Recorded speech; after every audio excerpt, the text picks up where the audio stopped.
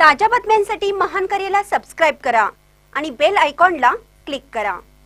न्यायालयीन लढाई असूनही कधी घाणेरडं राजकारण केलं नाही, अंजली दमानिया।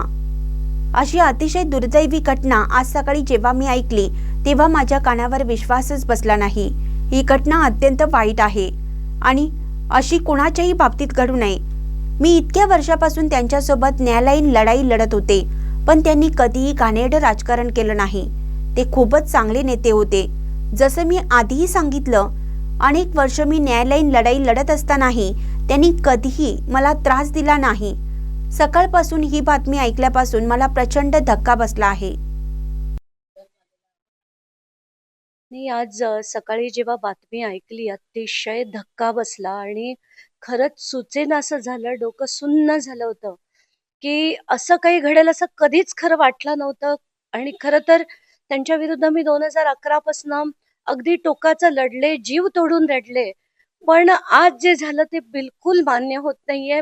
मला खूप त्रास झाला आहे ऐकून आणि मला असं वाटतंय की फक्त त्यांच्या परिवाराला तेवढी शक्ती मिळो एवढीच प्रार्थना देवाकडे, आणि त्यांना सुद्धा मी भावपूर्ण श्रद्धांजली अर्पण करते। खूप खूप दुःख झालं आज, खरंच खूप दुःख झालं।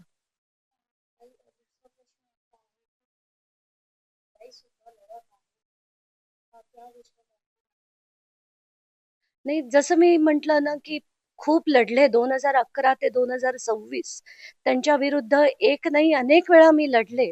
पण खरंच म्हणते, की त्या व्यक्तीने मला कधी कुठलाही त्रास दिला नाही। इतर ज्यांच्या विरुद्ध लढले त्यांनी डिफेमेशन केसेस काय खूप खूप छळ केला होता, पण तसं मात्र यांनी कधीच केलं नव्हतं। आणि मला खरंच आज खूप डिस्टर्बिंग झालं, सुचत नव्हतं सकाळपासून आणि खरंच डोकं सुन्न झालं होतं।